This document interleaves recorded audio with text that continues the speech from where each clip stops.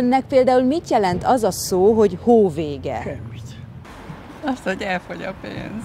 Nem megyek orvoshoz. Már nem tetszik. Mert van egy kedves orvos, aki azt kérdezte tőle, hogy normális vagyok, hogy ennyi gyógyszert szedek, melyiket hagyjam abba, a vérnyomáscsökkentőt, a vérhigítot, a limfoidemás lábamra, a gerincemre, mit hagyjak abba? Ő azt nem mondhatja meg.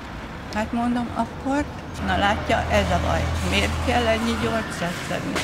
Mondom, hát ha nem gyógyítottak meg annak idején, mert azt mondják, mikor már 60 éves az ember, hogy hát már nem tudunk mit csinálni. Azt mondja nekem, ha fáj, borogassam. Mondom, még ezt a pacalt borogassam, akkor az is eltűnik, bocsánat, hogy... Beosztom a pénzemet, úgyhogy hóvégén is kap.